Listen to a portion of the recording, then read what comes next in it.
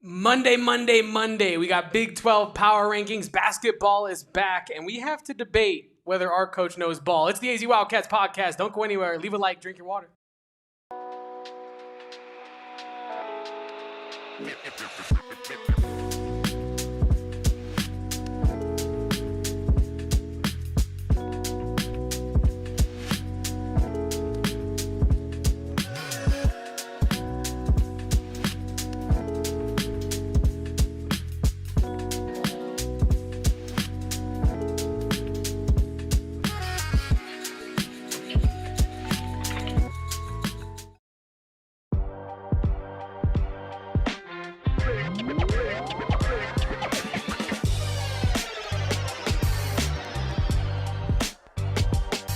Welcome on in, everybody, to the AZ Wildcats podcast, coming to you live from Studio K, presented by our friends over at Circle K. As I said, this is the AZ Wildcats podcast. I am Damon Fairall. That is Kevin Thomas. We are at PHNX HQ3 here in lovely downtown Phoenix, and unfortunately, another non-victory Monday. I keep trying to think of loss Monday, something like that. It just doesn't work. Non-victory Monday for the Wildcats. And as you could tell from the very beginning, Kevin is going to bring the energy and positivity today. And I'm going to mope around and pout and be sad the entire rest of, maybe the entire football season. Maybe my whole life, Kevin. Who knows? Football is a joke.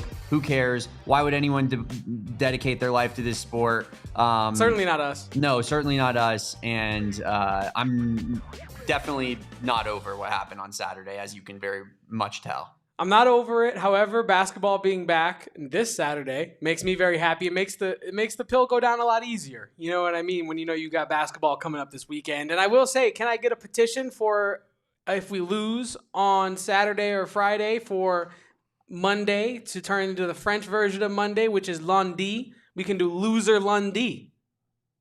We can keep working on it. But I'm throwing that out there as an idea for how we can work in a negative Monday nickname. That one's going to need a lot of workshopping, I think, Kevin. Yeah. We're still a long ways away from that being where it needs to be. But speaking of being a long ways away, how about this Arizona Wildcats football team who, Kevin, seemingly will shoot itself in the foot in every opportunity in the Brent Brennan era to make a statement, get this fan base on your side. I liken back to last season when you beat Utah. You're 4-1, right? Despite, a brutal loss to, Kansas State, in which they kind of put it on you. You beat Utah on the road. You have an opportunity to stack a win against Texas Tech. And what do? You shoot yourself in the foot all game long. Tyler Luke misses a field goal. T-Mac fumbles the last possession of the game. I mean, your best players were the ones that were the reason you lost that Texas Tech game. And in a situation where Arizona could have been 5-1, they could have potentially used it as a springboard for the rest of the season. They blew it. And what did we see this season, Kevin? Essentially the exact same scenario. You had one blowout loss on the road to a really good Big 12 opponent. You had a 4-1 record. You had an opportunity to stack a win in conference. I don't care if Oklahoma State is putrid. You had an opportunity to win 2 conference games in a row. And what do? You choke it. You choke it away. And I think that's the part that hurts the most is now we have been in the same situation 2 seasons in a row where a second conference win would really change the entire psyche on how you feel about the Arizona Wildcats football program moving forward. And instead, you get a big fat dud in front of your home fans when you had an opportunity to really galvanize this fan base. And now the Wildcats sit at 4-2 with a huge uphill battle, Kevin, in my opinion, to salvage this season. I feel like, and you could end up being right, as we discussed this morning when I got in today. Pardon me. You could end up being maybe that was the Lord trying to tell me that usually it's a nice quick one. Usually it's not 3 syllables. I feel like maybe that might have been the Lord trying to tell me that my take should maybe stay in my brain. However, it's not going to stay in my brain. We talked about this morning, right? I think right now it feels really bad. It feels really raw, and we're really upset about the loss on Saturday because it was just less than 72 hours ago that we were on top of the world about to upset number 18 BYU, and then BYU was moving up in the top 10 or top 25. because of a double overtime win in Tucson. And I think I said it on the postgame. I'll repeat it here. I've been the number one schedule is favorable guy this whole year, and I still believe that. I was talking to our ASU show's Totri before they went live about Arizona's schedule and how, you could make the argument that this is just like last year, and they could go out and win one of these next, 6 games remaining on the schedule and not go bowling. And it could be, are we firing Brent Brennan? What's happening with Arizona's head coaching? Is Seth Dagey going to get the role? Like, I feel like right now it feels like it's a huge uphill battle. I think if Arizona can go out and get that, like you and I were talking about pre-show, seminal road win for Brent Brennan over a team like Houston, who is very competitive in this Big 12 conference. But I think a lot of what Houston struggles at is stuff that Arizona is good at, and we'll get to that throughout the week as we preview that matchup coming down the pipe here. But I still think Arizona has a good chance to go bowling. I still think Arizona's defense has a chance to keep them in every single one of these games remaining on the schedule. I think for that reason, this feels like garbage right now, but it's a slightly more uphill battle, but I wouldn't say you're pushing that gigantic boulder up the mountain like that guy from the Greek mythology story. You know what I mean? Like, I think that Arizona has to learn from this, and we can't see anything like this the remainder of the season, or else it is going to look a lot more like you are scared that it might, and that Totri thinks that it might, where Arizona ends up with 5 wins and they don't go bowling because they lose to Houston, they lose to Colorado, and then they lose to Cincinnati, Baylor, and Arizona State, right? I genuinely think all these games still are winnable yet. Even the Arizona State one becomes more winnable by the day as they unfortunately have health issues playing a part in their season right now. Sam Levitt's in a boot. You're missing one of your best safeties. Your best O-lineman just went down for the year. Zyrus Fiaseyu just went down for the year as well for ASU. So it's not all doom and gloom, even though it is a large percent doom and gloom. Like, I don't want to come on here on a Monday and just pump flowers and rainbows, because that's not the case with Arizona football right now. But I also don't want to get on here and say that the season is all but a formality at this point, and that we need to be looking towards fully basketball season. I know I joke about that, but there still is stuff that this football team can achieve, and they're still not far from achieving what they want to achieve, which is going bowling, having an improvement over last year, and building on something for Brent Brennan heading into what he hopes is his 3rd year at the University of Arizona. So this past Saturday, unacceptable loss. You cannot have it. However, the season is not over. And like, I'll end it with the way I started it. The defense is going to keep you in these games. The defense is going to be a reason you could beat a team like Houston. The defense is going to be a reason you could beat a team like Colorado. The defense is going to be a reason you could even beat teams like Kansas and Baylor, who have shown that their defenses are prone to getting dragged and drug into shootouts. And if Danny Gonzalez's defense can choke teams out the way that he has been this year, when he's put in advantageous positions, even when he's not sometimes, I think Arizona is going to be in a lot more games than they're not heading down the stretch, even though last Saturday was really bad. I hear you, and I agree with you in the sense that Arizona's defense will keep them in games. I think defense travels. I think defenses can definitely keep you in games on the road in particular if they're consistent. My problem is, Kevin, is that this defense is a caliber of defense of a 6-0 football team right now. And yet we sit here and 4-2 stares us in the face, right? Yeah. So that tells me our offense has lost us 2 football games. And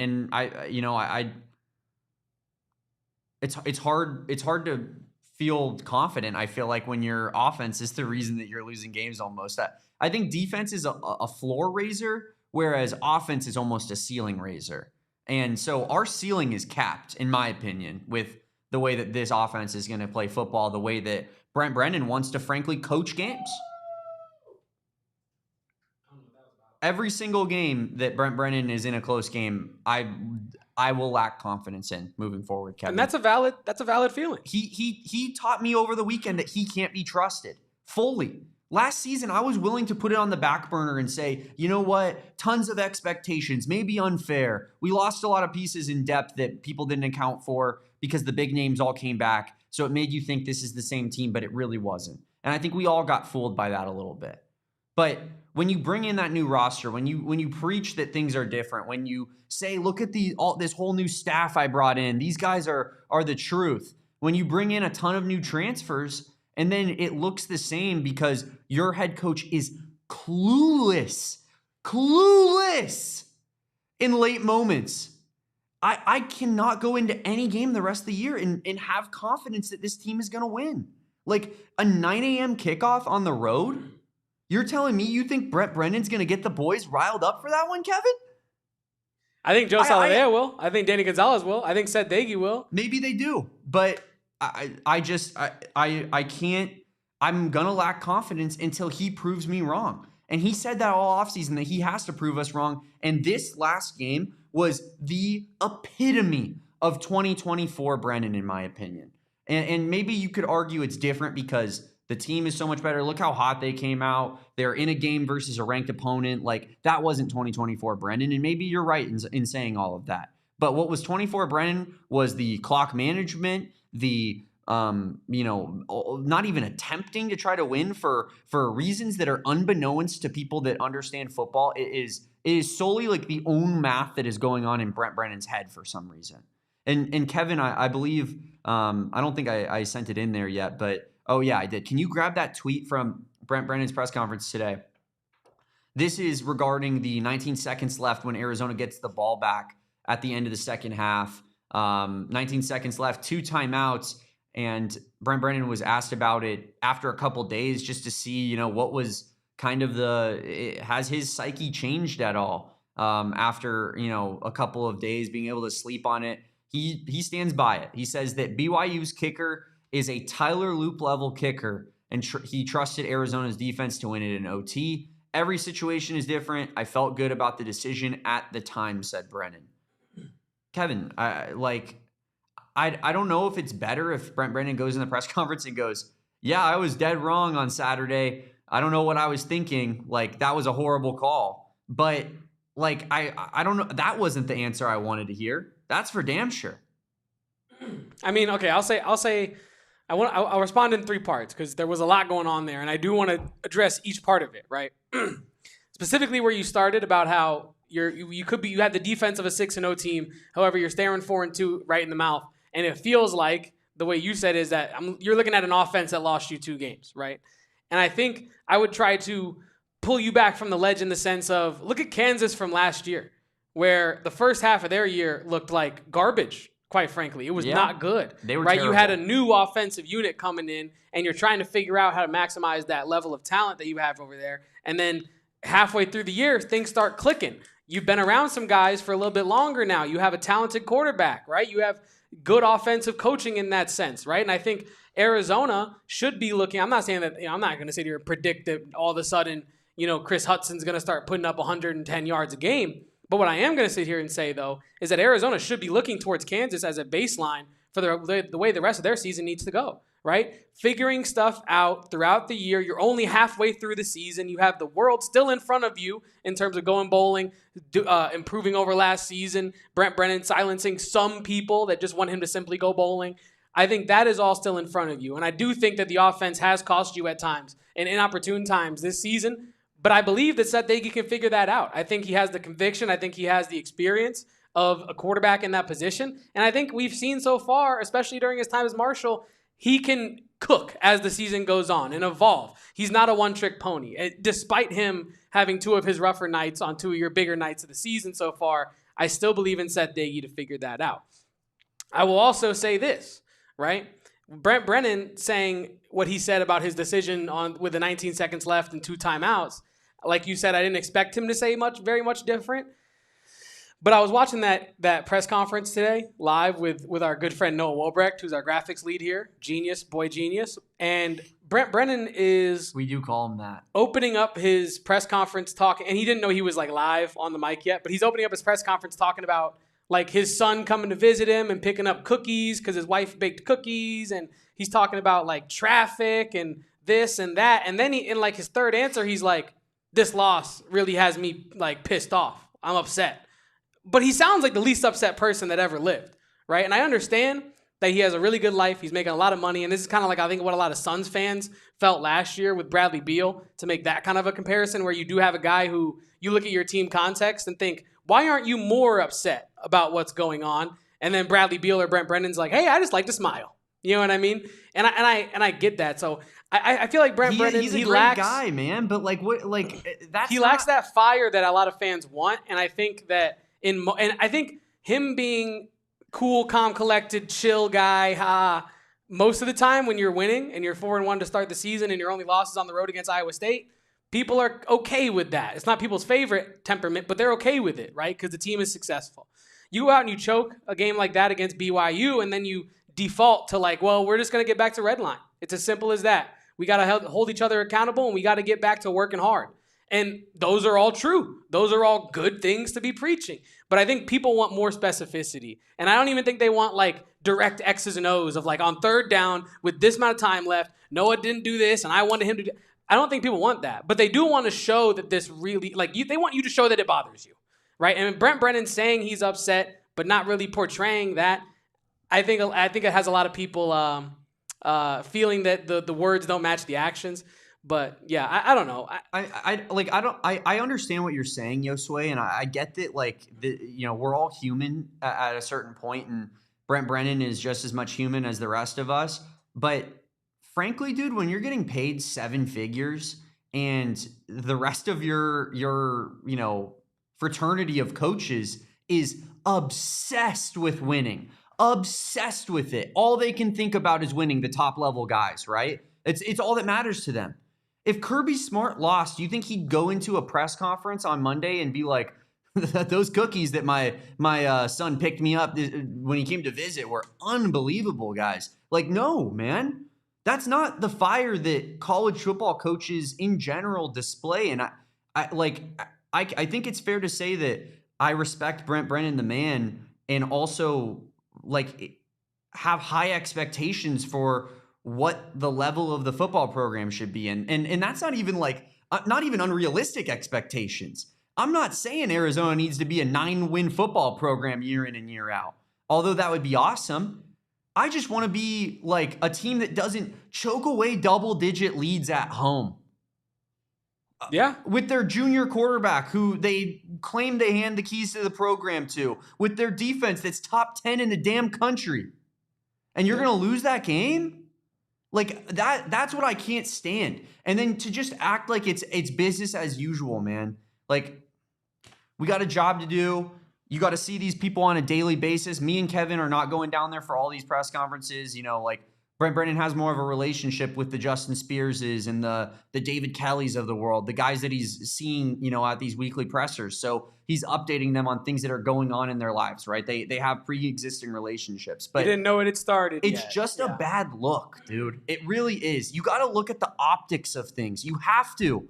You have such a public-facing job. The optics are everything. And for Brent Brennan to defend decisions, act like it doesn't even really matter, and then out of nowhere, he'll just go like, he'll give you like we're pissed off. That's what I'm saying. Like halfway through the press conference, he's like, I'm pissed.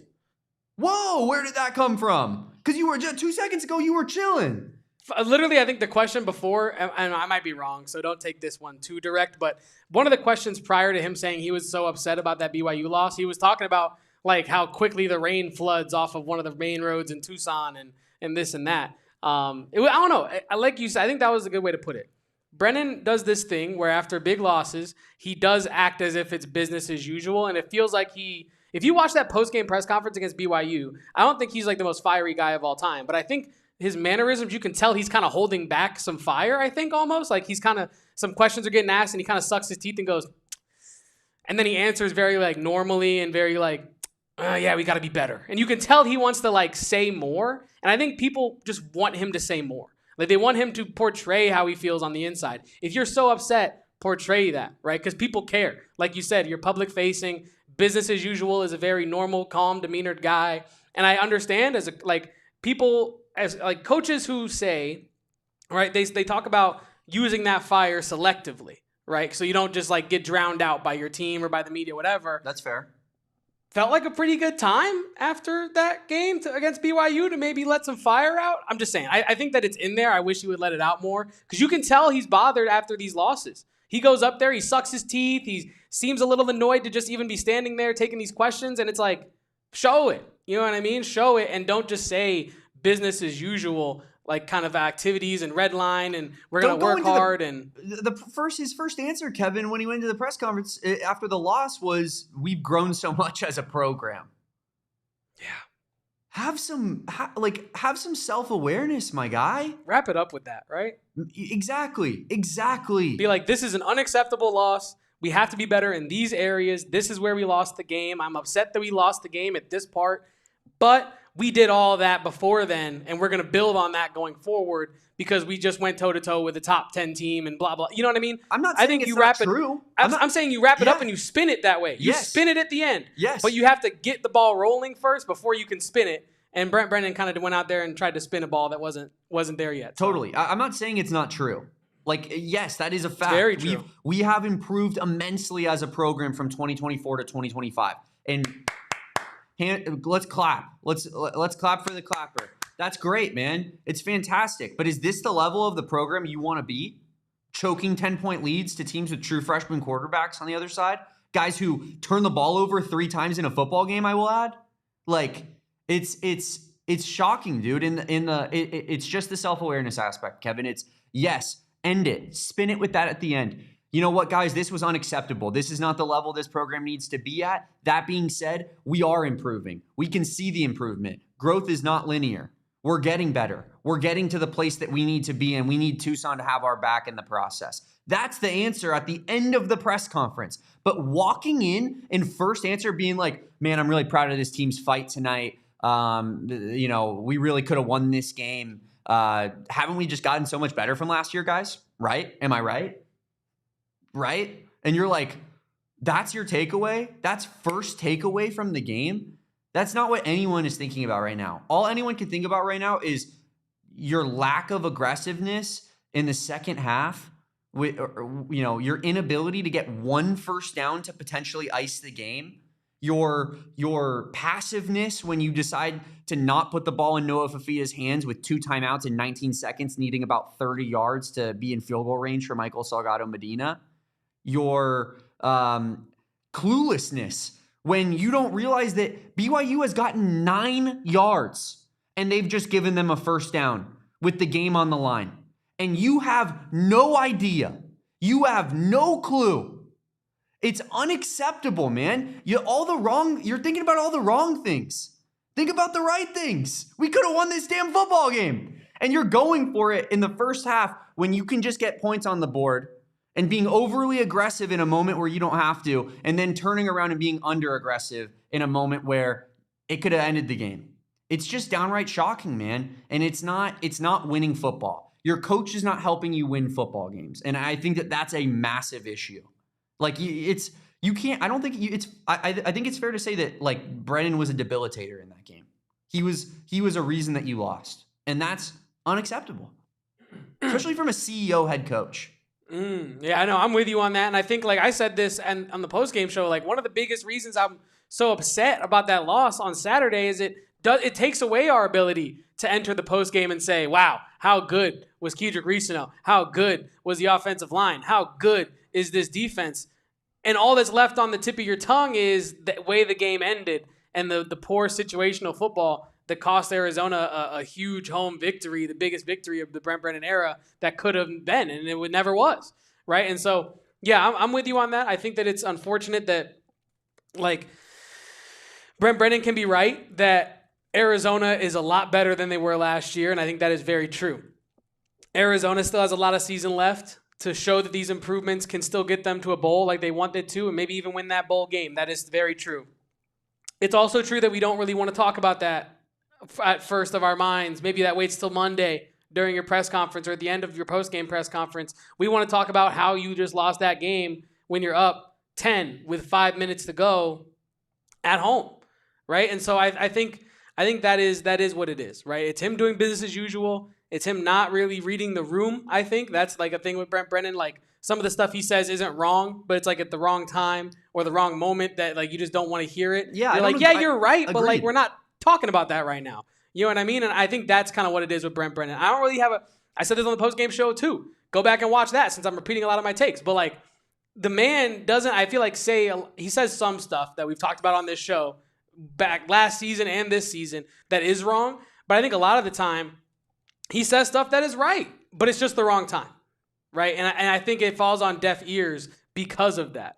Like, I tweeted the same thing on Sunday morning when I woke up Like, here are some positive takeaways from that near W against top 25 BYU at home, right? You had them on the ropes. How did you get there? By playing incredible football up until that point. Now, I think, like I said, the aftertaste is all the awful football and the double overtime and the missed calls and the calls or whatever and the arguments with BYU fans and all that. But yeah, like you said, it's just you don't want to hear that in that moment, Damon. No, you don't. But we do have power rankings coming up on today's show. And how far does Arizona fall, if at all, in these new iteration of the power rankings that Kevin and I have done for you for week 7?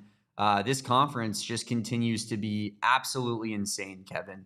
And as noted by the thumbnail, just kind of cannibalizing itself, especially when it comes to some of the top teams in conference. We'll be talking about all of that, where kind of the conference hierarchy stands halfway through the season, all that and more right after the break here on the Easy Wildcats pod.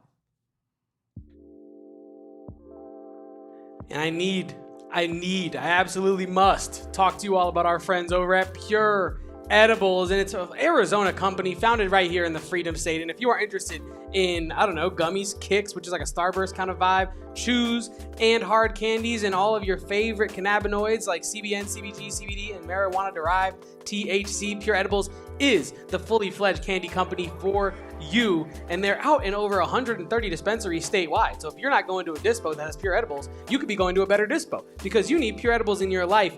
And if you're wondering if you can dial in that exact dosage, because sometimes edibles can be a bit of a gray area with the dosage, do not worry. They are meant to be bit or ripped in half to either share or, like I said, dial in that exact dosage. So go find yourself some Pure Edibles products from one of the over 130 dispensaries statewide that dispense Pure Edibles. Pure Edibles always hooking us up, and of course Circle K doing the exact same. Doing so in Studio K, doing so out there in our kitchen, Kevin. I know that people can't see it, but we got all kinds of Circle K snacks just loaded up because our friends at Circle K take care of us with the premium snacks in the business. Guys, if you haven't checked out the Circle K snacks yet, they are actually insane quality for pretty much the cheapest price point you will find on any of those items out there on the market. Unbelievable stuff going on with the Circle K snacks. Of course, it is America's thirst stop, so we know caffeine, Polar Pops, you name it, always at Circle K. And last but not least, the gas deals, Kevin. Ooh. If you're an Inner Circle Rewards member, you save 25 cents off per gallon on your first 5 fill-ups. Every time you fill up at the tank after that, you'll save 3 cents off per gallon until you get premium. And that is going to be 5 cents off per gallon once you reach that premium status.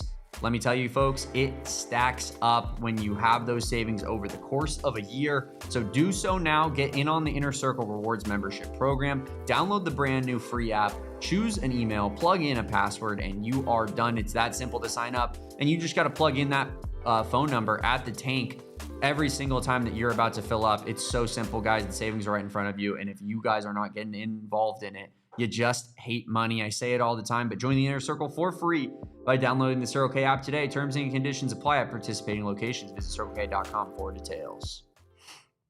And we do have our Big 12 Power Rankings. Another week, another chance for us to make ourselves look stupid or really smart. There was a lot of shakeup this weekend, right? Yeah, sorry. I didn't mean to cut you off, No, Kevin. you're good. I was going to say, how about Iowa State fans and the traction that my quarterback power rankings received this week when I posted them? And admittedly, putting Rocco Becht, I think, a little bit too low. But I explained my reasoning on this show, obviously, and people on social media don't actually listen to the reasoning whatsoever. They solely go based off of what they see on the graphic. I think Iowa State, is such a well-oiled machine of a team, and Rocco Becht is such a good game manager that when they win, he gets all the credit, but when he loses, you got to give him the blame too, because it's not like statistically he's lighting the world on fire. And this weekend, Kevin, statistically, he did not light the world on fire at all. And me getting crushed for my Rocco Becht hate, now all of a sudden, Rocco Becht looks like the 7th best quarterback in the Big 12, does he not? He does, and as I know very well, sometimes they say that you don't know ball, and then some time passes, and all of a sudden, you know ball. It's always darkest before the dawn, Kevin. Yes. Just like in basketball offseason. We're going to get to that at the end of the show. But we do have some Big 12 power rankings. Before we get to that, I will go ahead and get us kicked off here with our bottom 4. Pretty easy. Oklahoma State, West Virginia, UCF, and Colorado. You all stay very put. I know Colorado did pull off an improbable victory over the past weekend over Iowa State, the team that we just discussed there, Damon. But honestly, we're going to get to this when we talk about K-State. I feel like they're in the spot that they deserve to be in, but with the opportunity to still play spoiler because this is the Big 12 and there are a lot of competitive teams. So for that reason, Colorado stays where they were at last week for me. Yeah, I don't hate the Colorado take at all. I'm kind of in the same spot with you, Kevin, and maybe let's just get these out of the way. I got no changes from last week to this week. I got Oklahoma State, West Virginia, UCF, Colorado also in the 13 spot. Big win for Colorado, right? I mean, a huge win. Massive. They almost take down TCU. They almost take down Georgia Tech. They do take down Iowa State. Like, they've played well against some good football teams. Yeah. They very well might beat Arizona in a couple weeks in Boulder, right? I mean, that's a tough place to play. They very well could be better than Arizona. But I think, just based off of Iowa State losing the week before, I think based off of Colorado's struggles at points this season, and based off of who's in front of them, frankly, they have to stay at 13. But they have the ability to really move on up, in my opinion. But that being said, like, they also lost to Houston, right? Like, they lost to Houston by a pretty decent margin. That, they can't be above Houston for that exact reason, in my opinion. So, yeah, I mean, I think Colorado is one of, if not the single toughest team on here to rank, Kevin. But, yeah, they stay at 13 for me as well. Moving into our 12 through 9, I have K-State and then KU as Kansas lose to Tech, which is no shame in that. TCU, what a absolute stinker. Damon. Oh, yeah. What a stinker from TCU, losing 41-28 to K-State, who is in that 12 spot. And like I said with Colorado, I'm not really too bought in on K-State moving up any higher in these power rankings, despite the big, massive, fat W. It feels like they have the opportunity to play spoiler the remainder of the year, but I don't really know what to do with the beginning of the year that they've had. Right now, they are number 12, KU at 11, TCU at 10, Arizona stays at 9. I think you could argue that they should move down after the collapse that was this past Saturday. However, I think playing BYU as close as they did, actually not even as close, beating BYU for as long as you did, even though you let go of the rope at the end, I think you just stay right there at 9 for me. So that's my 12 through 9 on my power rankings. All right, sounds good. I have Arizona just a little bit lower, Kevin, and I am actually not moving them, surprisingly, too. I'm sure a lot of people in this chat after how down in the dumps I've been, but I think that it makes sense as to why, right? I mean, you look at Kansas State. I think Kansas State is better than the team that Arizona beat earlier this season. Yes. They obviously just had a massive win against TCU in which they kind of took it to them. Wasn't really all that close, Kevin. And Kansas State is a solid team. I even think Kansas State right now might beat Arizona right now. I really do feel that way. But because of Arizona's W against them, I can't put Arizona below them. Kansas, they dropped down after a loss to Texas Tech. They got it really close at halftime. They scored 17 straight to make it 21-17, and then they fell off an absolute cliff after that. I still think that you look at their losses. They played Texas Tech, who's the best team in the conference, close for a half. They lost to Missouri on the road by 1 score, and they lost to Cincinnati also by 1 score. I mean, those are about as three good of losses as you will find in the country right now, Kevin, as far as 4-3 teams go. And so, I don't want to just totally disregard them as this bad team. I think Arizona probably loses all 3 of those games as well. Yeah. Like, I don't think that precludes Arizona from losing. I just think because of the records, I'm going to put Kansas lower than Arizona right now, but I very well could see Kansas beating Arizona when they match up later in the season. Got Arizona sticking at 10 for now. And then I have Houston swapping with Kansas and jumping Arizona. Maybe this is not fair. Maybe Houston is very much along the lines of a similar caliber team and, beating Oklahoma State. It's like, really, who cares? Why are you making a jump after beating a team that every team that is competent in the entire country should beat? Even Tulsa can beat Oklahoma State. That being said, I feel like I'm almost preemptively getting out in front of Saturday, Kevin, in a way. And I'm sure this is shocking to everybody, but I don't think there's any way Arizona wins next Saturday. I just don't. 9 a.m. kickoff. I know that's Arizona time, so it's 11 a.m. in Houston. Last time that happened against Houston, we lost by 50 points. Ed Oliver was on the screen probably for 80% of the airtime of the game, Kevin. They literally kept showing Ed Oliver sitting on the bench between every play. They would just pan over to Ed Oliver and go, look, what's he doing on the bench? Oh, he's drinking a water. Unbelievable. If that happens again, I might turn the game off, but also I have a sick feeling on the road after just a brutal emotional loss like Arizona just had. Being able to turn that around against a team that's very similar caliber to you on the road in a kind of uncomfortable kickoff spot, I find that hard to believe. For me, the history of Arizona football, just not what Arizona football does. Is they do not prove the doubters wrong on the road at 9 a.m. against a decent team a week after choking a ranked win at home. So it's not even that I think Arizona is worse than Houston. I think Arizona's worse coached than Houston. And for that reason, I'm putting Houston in front of Arizona. Willie Fritz, ball coach, as we move into my top half of the power rankings here. I got Houston at 8. So honestly, our power rankings thus far, Damon, I have not seen your top half. Pause. But I will say we have very similar rankings. Maybe a spot or two different on some of these teams. Yeah, I just have TCU a bit higher. That's pretty much it at this point. Yeah, you have Houston one spot higher, Arizona one spot lower. But I have Houston at 8. I think that they've been pretty impressive thus far. The one loss coming to Texas Tech, which we've said it for multiple teams in this conference. No shame in losing to Texas Tech so far this season. I got Iowa State coming in at number 7. They have been really, really disappointing since their strong start to this year. They've also been caught and bit by the injury bug.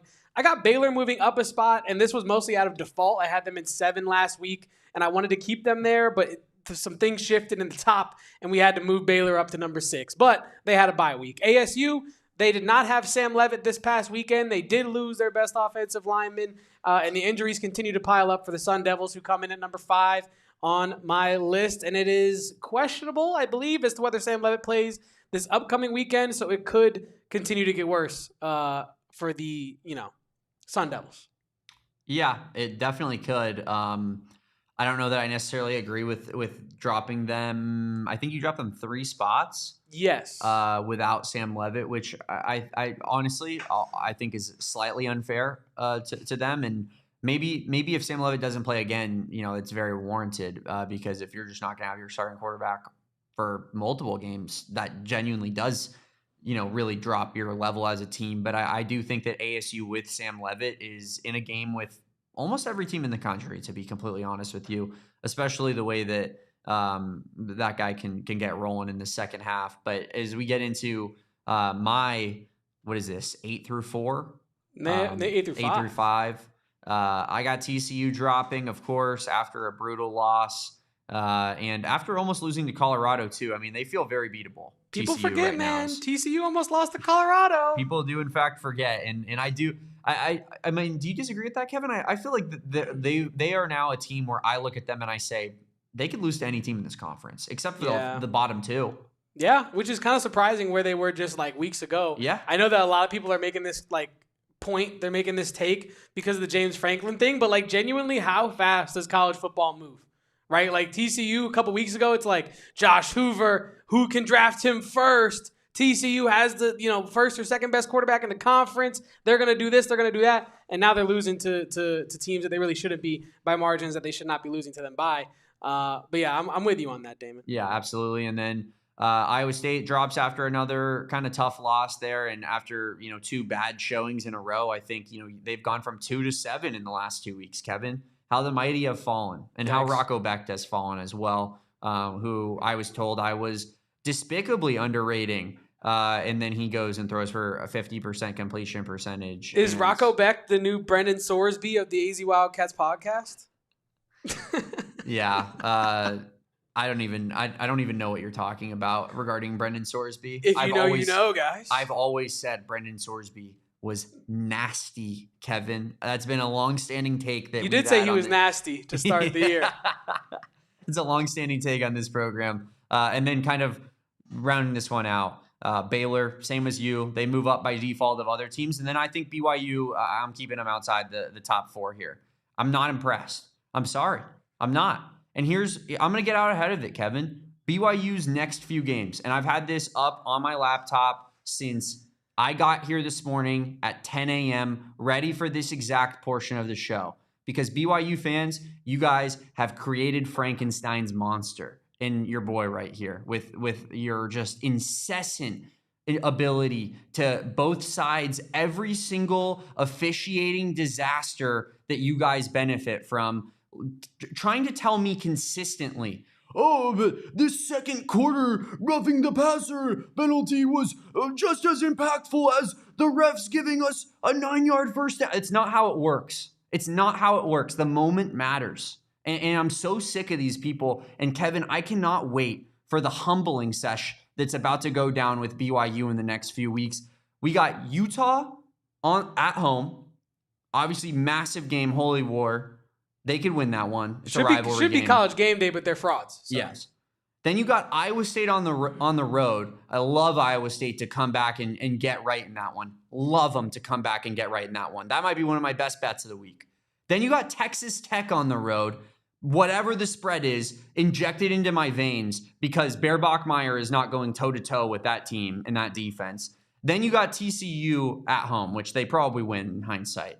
Now that TCU looks, not that great. And then you have Cincinnati on the road, in which my guy, Brendan Sorsby, is going to take it to you. In those next 5 games, Kevin, they will go either 2-3 or 1-4. That is my prediction right now. They are undefeated. They are a top 15 team in the country. They are on top of the world. Bear Bachmeier is the greatest quarterback in BYU history. He's a future Heisman winner. Even though he turned the ball over 3 times and should have had a game-losing fumble to end it, he's the best quarterback that's ever stepped foot on a football field. This BYU defense, you can't even score on them, except a few times you definitely can. And, Kalani Sitake is, going to yell at the refs until they get on his side, I guess, late in games. BYU, you're frauds. You're not good.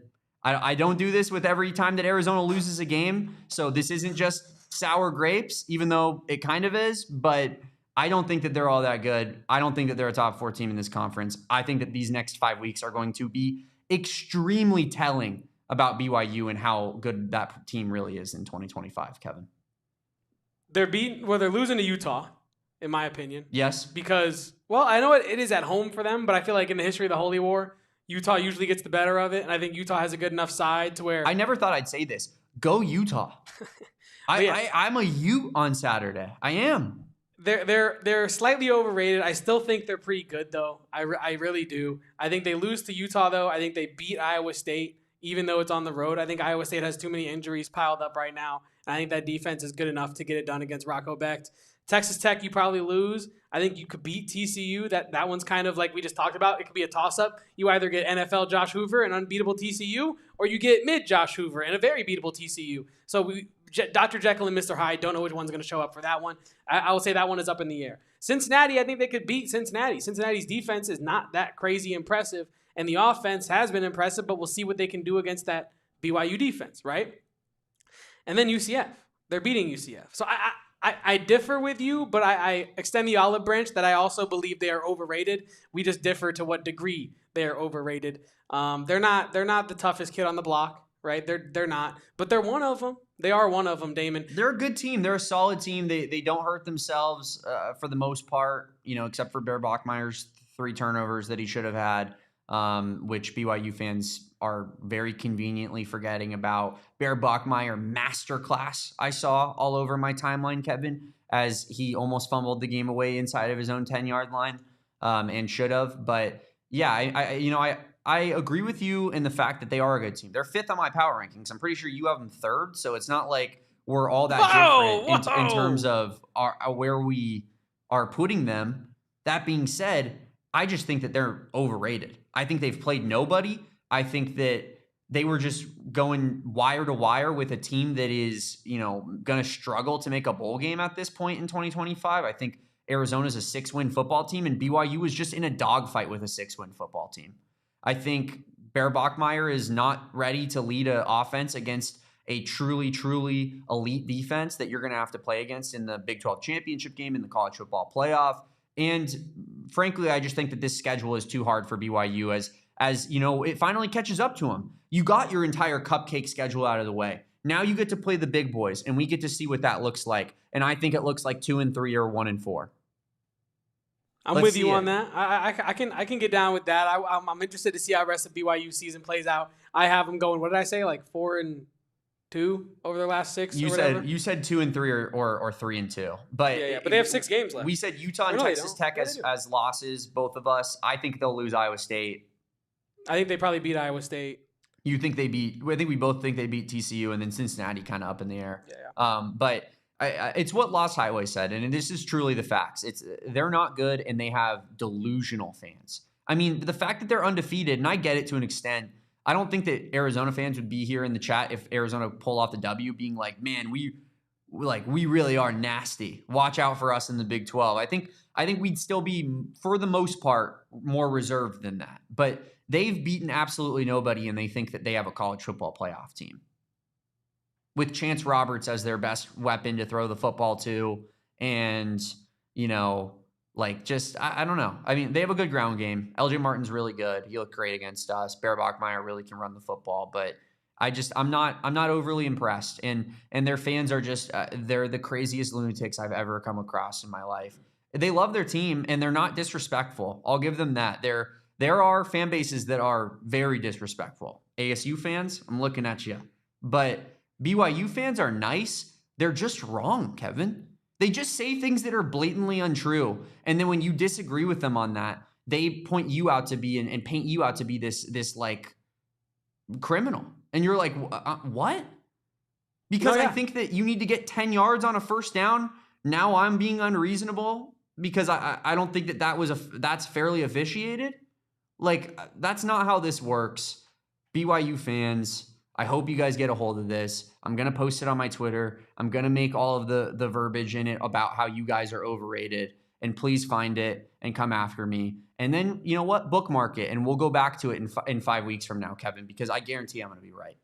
And let's move on. That's the BYU portion of today's show. Moving into the last portion of today's show, we are going to hit our last ad break here, so bear with us. Leave a like, and don't forget to subscribe to the AZ Wildcats podcast, wherever you get your podcasts, and we'll be right back after this quick ad break. And if you are a psycho or a sicko, as our friend Eric Ruby likes to say, Rally House has all of the best ways to represent your favorite team, the Arizona Wildcats. Last time I checked, they have 39 pages of Arizona Wildcats merchandise, memorabilia, all your goodies and gadgets at Rally House. It's the go-to spot for all Arizona fans. If you need team gear, tens of thousands of products to shop from, and if you're not located in Tucson and you still want Arizona Wildcats gear, they got you, because we know that can be hard to find. Tempe, Mesa, and Glendale are the places for Rally Houses up here in the Valley. They only carry Arizona sports teams. Every time you visit a Rally House, you're guaranteed to find something new, unique, and matches your game day style. Find your local Rally House location and shop their entire product assortment online at www.rallyhouse.today. Rally House has all the great gear, of course, including hats like this beautiful one I have on my head right now, Kevin. Go hit up our friends at Rally House, and go hit up our friends over at Gila River Resorts and Casinos because you do you at Gila River Resorts and Casinos. And Kevin, when they say you do you, I think that it's almost the best slogan or catchphrase of any of our sponsors, because truly you do you at Gila River Resorts and Casinos locations, whether it's Wild Horse Pass, V-Kiva, Lone Butte, or Santan Mountain. They have so many options for you to have a good time. You can hang out, you can have a couple alcoholic drinks, you can go hit up the live table games and slots, you can go to a concert or a comedy show, you can hit up the pool, maybe chill in a cabana, sip on a nice pina colada, and you can even have a nice steak dinner. It's really it's unbelievable, all the things that you can get done at Gila River Resorts and Casinos. It's so much fun. We love every time that we head out there, Kevin. We have a great time. We have a blast. Just a couple of boys that love to have a little fun, love to gamble a little bit, and love to hit up that BetMGM Sportsbook as well, which is the largest sportsbook in the state of Arizona at Wild Horse Pass. If I was there, I would have bet on Charles DuBronx this past Saturday. Absolutely would have bet on our boy Charles Oliveira, Kevin's favorite fighter. My king. Is that your favorite fighter? I think it is. Yeah, Izzy, I would say deserves it. Neck and neck. Yeah, but Charles and then Max Holloway's there, and then rounding out the top 3. I'll tell you what, it's not neck and neck when it comes to our favorite casinos in the state of Arizona and really just in the country in general, because Gila River does it different, guys. Head on over to Gila River Resorts and Casinos today. Take a staycation. Don't go to Vegas. Do it right here in your backyard and live it up when you do so. You do you at Gila River Resorts and Casinos. We do have to get to the rest of our power rankings here, Damon. But before we do, I want to thank everybody for tuning in today so far. We do have more to get to. We are talking Arizona basketball, coming in number 13 in the AP Top 25 to wrap up today's show. And I also think we're going to be dropping maybe a little bit of a trending pod on Arizona's preseason expectations coming up here pretty soon. So just wait on that. But we're going to give a teaser of that at the end of today's show. And as we get into, we're on the final power rankings slot, right, Damon? I'm not misconstruing anything here. As I show my 5 through 8, and now I get into my top 4. I got Utah coming in number 4. I got BYU coming in number 3, and I got Cincinnati and Texas Tech rounding out the top 5 of my Big 12 power rankings. And I think there are a lot of fans from the state of Utah, BYU and Utah alike, that might disagree with BYU being ahead of Utah, but I think I don't know. We might disagree with it, but they're 6-0. They're 6-0. What am I to do? I know that Utah has wins over Arizona State, and that's about it. And then a loss to Texas Tech. I still think Utah is right there. It's neck and neck between them and BYU.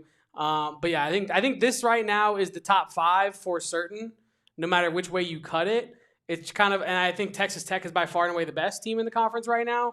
But I think 2 through 5, you can really kind of mix and match with those teams. I'm not going to really bat an eye too crazy. Cincinnati has been on absolute fire recently as they continue to be the shocking team of the Big 12 Conference. Brendan Sorsby lighting it up. They beat UCF this weekend, where they really didn't light it up against UCF, but this season they have.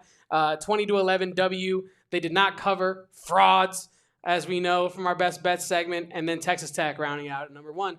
That is my Week 7 power rankings in full, 1 through 16. Yeah, I think it's pretty solid, Kevin. I don't necessarily disagree with it too much. Pretty much all that I have different here, and of course Texas Tech is going to remain number 1 until they get their chain snatched. But for me, I had ASU number 2. I still think ASU is probably healthy, the second best team in this conference. I know they're not healthy, but they should get Sam Leavitt back. And that's why I'm not going to bump them down too many spots after a game in which they had Jeff Sims, who is just nowhere near a starting caliber quarterback. Whoa. That's Sunday Sims. Despite what Kenny Dillingham will try to tell you, despite what Sun Devil Nation will try to tell you, that guy is awful at throwing the football. And you can't win with them if you're playing against a good football team. And they were this weekend when they played Utah. Utah kills them. I think you got to jump ASU because of that in particular. That's why Utah goes up to number 2 for me, with their one loss only being to the number 1 team. And I know that scoreline looked bad, but it was way closer than what that scoreline looked like at the end of the game. Utah was in that game for 3 quarters. Cincinnati, I've disrespected them all year long. No more. They're now in my top 4, Kevin. Some people might say they should be higher. I wasn't overly impressed by their UCF win this weekend. Thanks for covering, big bums. As Kevin and I both lose one of our 3 best bets of the weekend on UCF in their backdoor cover of a touchdown with 2 minutes left. What was that pass interference call? Unbelievable. Horrific. Unbelievable loss for your boys here. For that reason, I still maybe am mad at Cincinnati, but I think that 4 is fair. And then, I hear BYU fans probably could be upset with this ranking, Kevin, but I think that these 4 teams with their starting quarterbacks wipe the floor with BYU. Wipe the floor with them, especially if it's a road game for BYU, like the game was on Saturday. So I for that reason, I have to put them 5.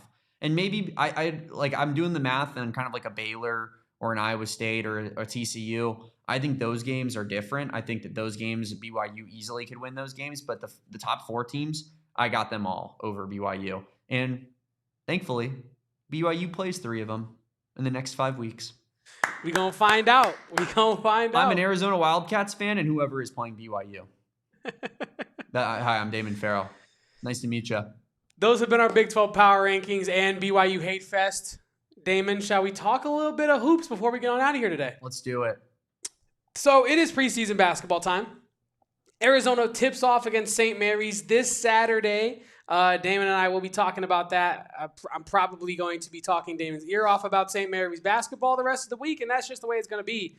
But the most important part of this conversation, Damon, is that Arizona came in today, preseason number 13 in the AP Top 25. I do not think that is an outlandish place for Arizona to have landed.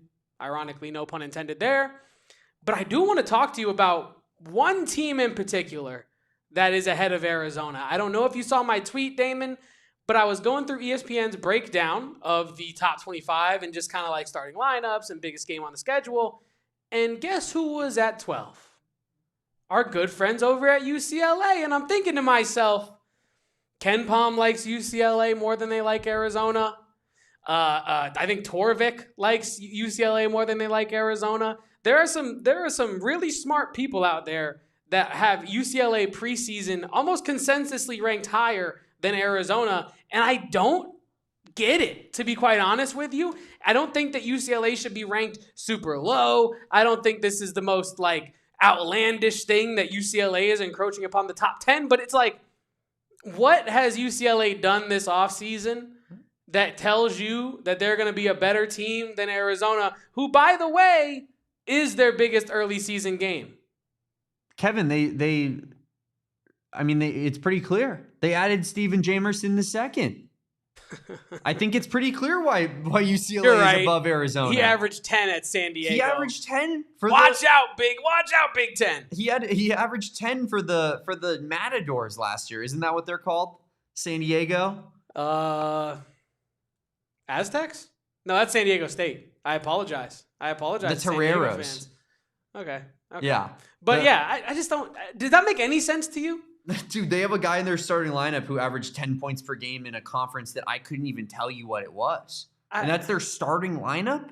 Are you serious? I saw that too, W, and I think as dumb as that post looked, it was more about how those coaches outperform expectations. So if you're a coach that people expect very low of your team and you raise their floor, that stat or that metric that Ken Pom's using is going to reward that more than like a Tommy Lloyd who has a bad non-conference last year. That's going to dock you in that metric. He gets back up to about where he was probably expected win total wise last year. So I think if you ask Ken Pom, is like in person, is Tommy Lloyd a top 30 coach? He probably says yes. But whatever metric he was using is just not favoring our guy Tommy Lloyd. I think he's a top 30 coach. I thought it looked stupid, but upon further review, it was less stupid than it looked. But there were certainly some coaches in that top 30 that are not better than Tommy Lloyd. But we get back into this UCLA-Arizona debate. It just doesn't make sense to me why there's so much love for UCLA. There's so much love for Michigan. I understand Dusty May is a good coach.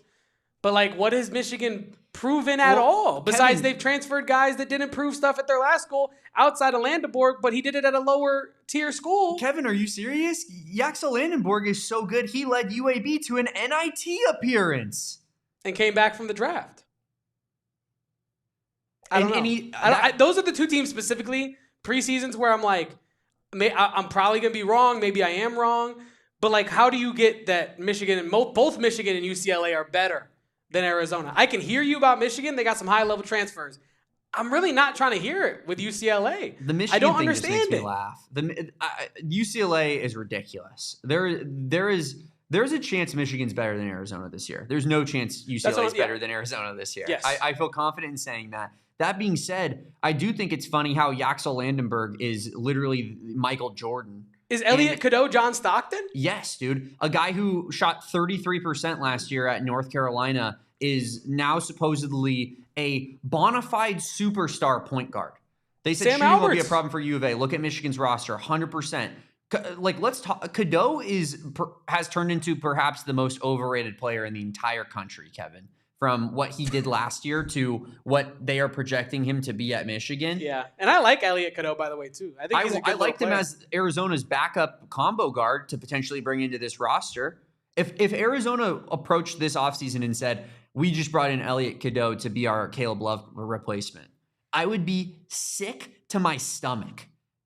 Actually, I would be like, wow, Tommy Lloyd failed us at the shooting guard position. See, I don't even think Elliot Cadeau is that bad. Like I think he's a guy that you are hoping that his ceiling is much higher than what his current output is, because his current output is not helping you win basketball games as of last season, at least. It's Hubert Davis ball. It is Hubert Davis It's roll the ball out, be athletic, make cool decisions. And I think Elliot Cadeau is like genuinely, I'm not saying he's like a top level point guard in the country or nothing like that, but I really do think if you get him in the right system, it's like, okay, he can facilitate, he can score off the pass a little bit. Like I could see it with Elliot Cadeau. Like I think people that fall in love with him, I get it, right? I'm not quite there, but I'm also not quite where you're at. Classic Kevin riding the fence right here. But like, I do think he's a good player, not a great player. And in the right system, he can be really effective. But like on a team like UNC where you're just getting talent and rolling it out there, like I don't know how useful that is. But yeah, UCLA, Michigan, I don't get it. I kind of get it with Michigan, but get UCLA out of here. They're not better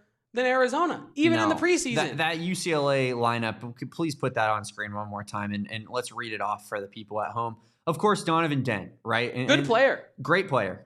I'd even say great player. Yeah, really, really good player. Yeah, and you know, that is the caliber of player that you would expect to see on teams that are above Arizona here, Kevin. But it's the rest of the roster that I just can't wrap my head around.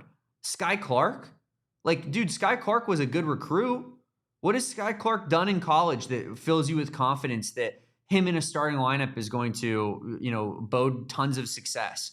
Eric Daly, cool. Tyler Bilodeau, good player. Yeah. Eric Daly and Tyler Bilodeau, good players. Stephen Jamerson II, 10 points per game out of USD as a starter? That's the number 12 team in the country? Kevin, that's what like Colorado State should be adding to their roster going into this season. Can someone correct me in the chat? Because I also wanted to add this into the fold. Arizona's incoming recruiting class is the number 2 recruiting class in the nation. End of. Right? You have Tobe Awaka coming in. You have Jaden Bradley coming back. You have Matthias Krivas returning from injury. You have Anthony Delorso coming back. If you honestly swear before the Lord, if you had a lineup of Jaden Bradley, Anthony Delorso, Tobe Awaka, Mo Krivas, and Dwayne Aristode, give me the Cats over UCLA. Like, I don't get the UCLA love. Arizona has an insane recruiting class. I'm looking at Bruin Report Online, the 2025 basketball commits on 247.com.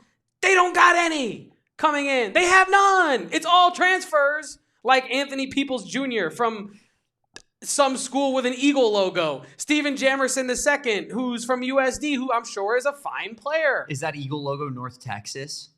Is it green? No, it's like, I don't even know. But Jamar Brown from... I just wanted to guess. I can't even see the logo. Donovan Dent from New Mexico. Like, sure, you could be like, if you're a UCLA fan, like, oh, this guy doesn't know ball. Like, he doesn't know where Jamar Brown and Anthony Peoples Jr. are from. But like, if you're gonna tell me that UCLA is a better basketball roster than Arizona's, they had better have some elite freshmen, because Arizona's got. I'll be nice. I'll say 3 of them. And if Karchenkov pops off, you got 4. And I don't understand the UCLA love. No. And I know what it is, but I'll never understand the Arizona hate, because they're so talented, and to not be a top 10 preseason team to me is unfair to the work that Tommy Lloyd did in the offseason to put together this roster that has every tool that you need.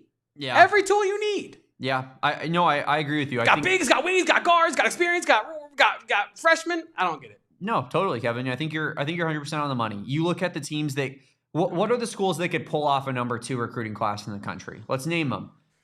Duke, Kentucky, UNC, Kentucky, Kansas, UConn, Houston, Purdue, maybe even. Yeah, Houston and Purdue. Like those, any of those 7 schools that we just named, if they kept 2 starters, including their starting point guard, and then brought in 3 freshmen the caliber of Dwayne Aristode, Braden Burries, and Koa Pete, would all be top 10 teams in the country preseason going into the next year. If Michigan had one of those 3 players in combination with what they have, they're a top 3 team in the country preseason. And we got Houston, Purdue, and Florida in the top 3 right now.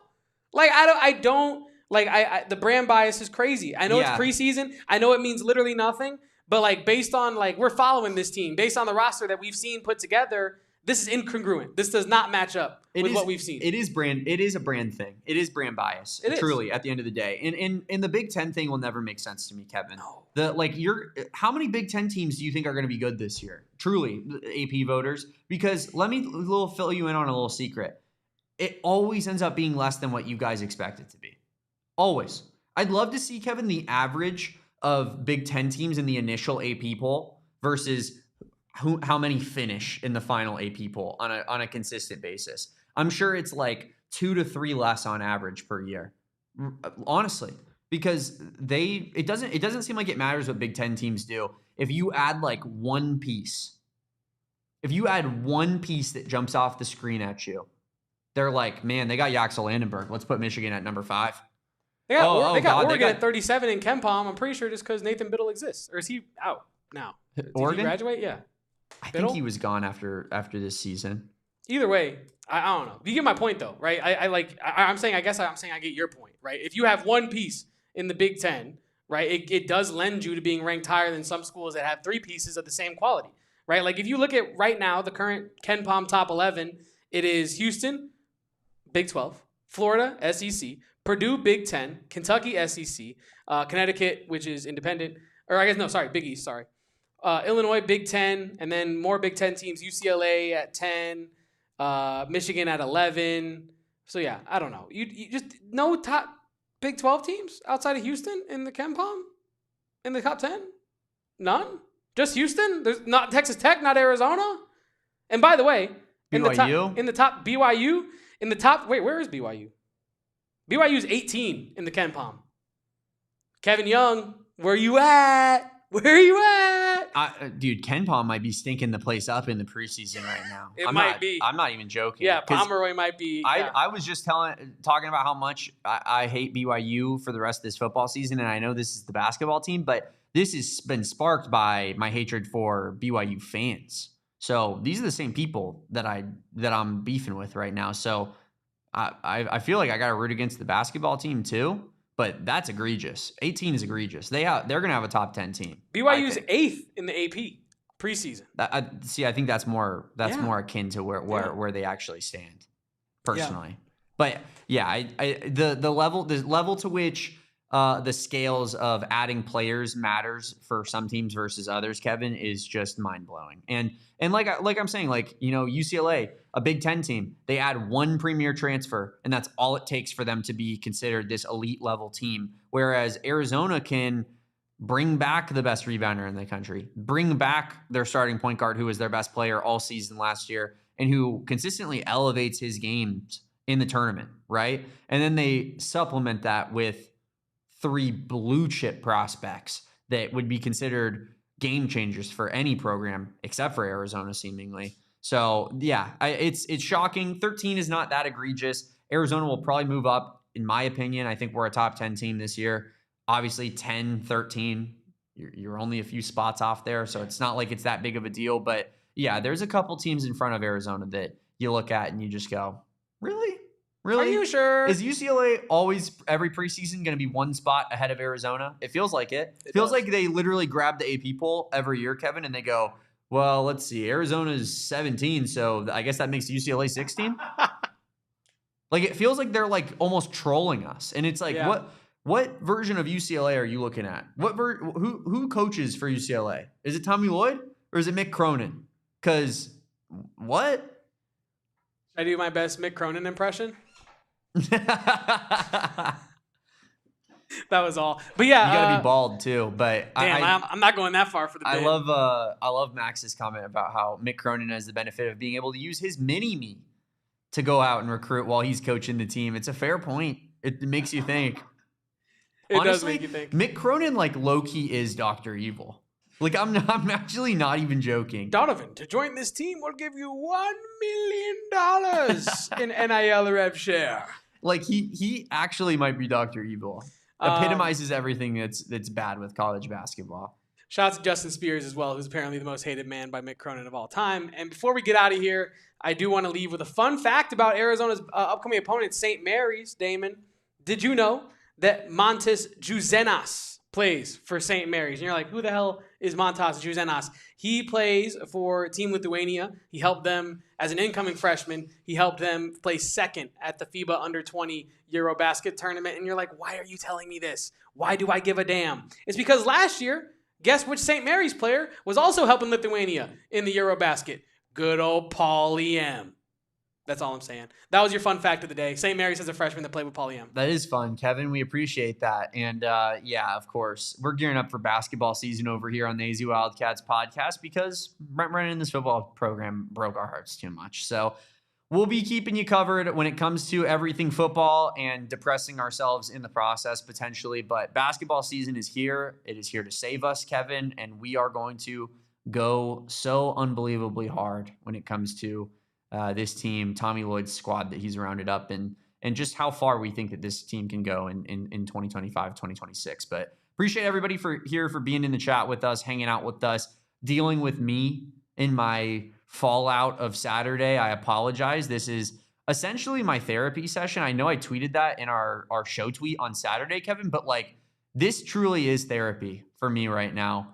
In these dark moments with this football program and the way things unfolded on Saturday.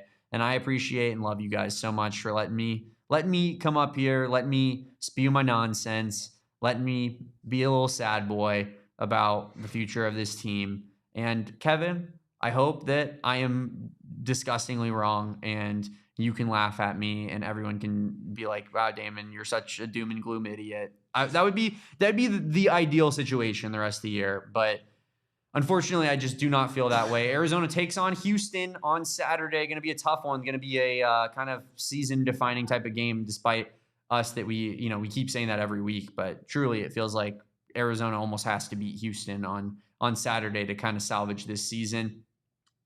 Thank you to Max, Indigenous Raptor, Sam Alberts, AZ Cat Dan, Edgar. So Deborah was in here earlier. So many people, Kevin, rocking with us. I saw Kevin, your grandpa, when he said hi to me earlier, he put a laughing emoji with it, which just made me think that your family is just like, man, Damon is just the absolute worst. They think I'm the unhinged one after Saturday, and we can talk about that off air. But yeah, no, Damon, I'm excited to talk more basketball as it rams right here towards us, and obviously football will still be around as well. And yeah, I'm excited for it all. I'm thankful for everybody here in the chat today. Please leave a like, please subscribe, please rate us 5 stars wherever you're listening. And I hope that Damon is the most wrong man that ever walked the earth about this Arizona football team. And I also hope I am right, and that they are not cooked and that they are not chopped. Yeah.